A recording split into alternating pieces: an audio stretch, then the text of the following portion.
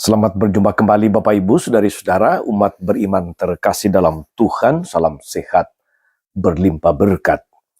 Hari Selasa tanggal 14 April 2026, kita akan merenungkan kutipan Injil Yohanes bab 3 ayat 7 sampai 15. Kita akan merenungkan tentang apa artinya dilahirkan kembali, apa artinya lahir baru. Kita dengarkan sabda Tuhan terlebih dahulu. Dalam nama Bapa dan Putra dan Roh Kudus. Amin. Dalam percakapannya dengan Nikodemus, Yesus berkata, "Janganlah engkau heran, karena aku berkata kepadamu, kamu harus dilahirkan kembali. Angin bertiup kemana ia mau, engkau mendengar bunyinya, tapi engkau tidak tahu dari mana ia datang atau kemana ia pergi. Demikianlah halnya dengan tiap-tiap orang yang lahir dari roh." Nikodemus menjawab, katanya, "Bagaimanakah mungkin hal itu terjadi?" Jawab Yesus, "Engkau adalah pengajar Israel, dan engkau tidak mengerti hal-hal itu. Aku berkata kepadamu sesungguhnya, kami berkata-kata tentang apa yang kami ketahui, dan kami bersaksi tentang apa yang kami lihat. Tetapi kamu tidak menerima kesaksian kami. Kamu tidak percaya waktu aku berkata-kata dengan kamu tentang hal-hal duniawi. Bagaimana kamu akan percaya kalau aku berkata-kata dengan kamu tentang hal-hal surgawi? Tidak ada seorang pun yang telah naik ke surga selain Dia yang telah turun dari surga, yaitu Anak Manusia. Dan sama seperti Musa meninggikan ular di padang gurun, demikian juga Anak Manusia harus ditinggikan, supaya setiap orang yang percaya kepadanya beroleh hidup kekal."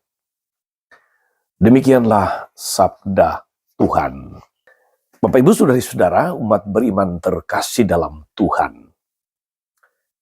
Kalau ada teman, sahabat yang menikah, kita sering mengucapkan selamat menempuh hidup baru.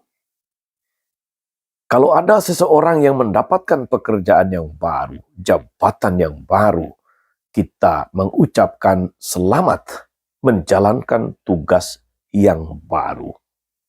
Hal-hal semacam itu, saudari-saudara, nyata kita hidupi, kita hayati dalam pengalaman hidup kita. Status yang baru, jabatan yang baru, itu menentukan langkah dan cara kita menghidupi status dan atau jabatan atau tugas yang baru itu. Saudari-saudara, umat beriman terkasih dalam Tuhan, ketika berbicara tentang kelahiran baru, kamu harus dilahirkan kembali. Yesus menjelaskan kepada Nikodemus, salah satu orang Farisi yang punya simpati, yang tertarik dengan ajaran dan karya-karya Yesus. Pada Nikodemus, Yesus menjelaskan tentang pentingnya salib dan kebangkitan dengan membandingkan pada peristiwa Musa dan ular tedung di padang gurun. Saat bangsa Israel dipagut oleh ular tedung di padang gurun karena mereka memberontak terhadap Allah dan Musa, Allah berkata, "Buatlah ular tedung dan taruhlah itu pada sebuah tiang. Maka setiap orang yang terpagut jika ia melihatnya akan tetap hidup."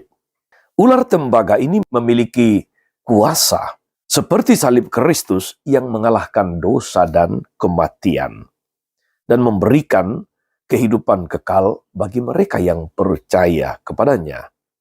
Yesus yang ditinggikan di salib dan kebangkitannya adalah dasar kelahiran baru yang akan dialami oleh mereka yang percaya kepadanya. Sekali lagi, Yesus yang ditinggikan di salib dan kebangkitannya adalah dasar kelahiran baru yang akan dialami oleh mereka yang percaya kepadanya. Saudara-saudara, umat beriman terkasih dalam Tuhan, Allah tidak hanya menebus kita, tapi juga mengisi diri kita dengan kehidupan ilahinya dan kuasa yang membuat kita hidup secara baru, hidup di dalam kemuliaannya. Yesus memberikan kita Roh Kudus supaya kita memiliki kekuatan untuk menjadi saksinya, menyebarkan kabar gembira dalam kata dan perbuatan, dan tidak pernah malu akan salib Kristus. Dengan Roh Kudus kita akan hidup benar dalam jalan Allah dan melayaninya dalam kekuatannya. Pertanyaannya saudari-saudara, apakah kita sudah menginginkan kehidupan baru dalam roh? Kalau kita sudah memiliki status sebagai orang Kristiani, artinya kita semestinya hidup baru sebagai orang Kristiani, sebagai orang yang percaya akan Kristus. Setiap kali merayakan Paskah saudari-saudara, kita selalu atau banyak kali menulis dalam sapaan kepada para sahabat, kepada para kenalan, selamat menjadi manusia-manusia baru, manusia-manusia Paskah.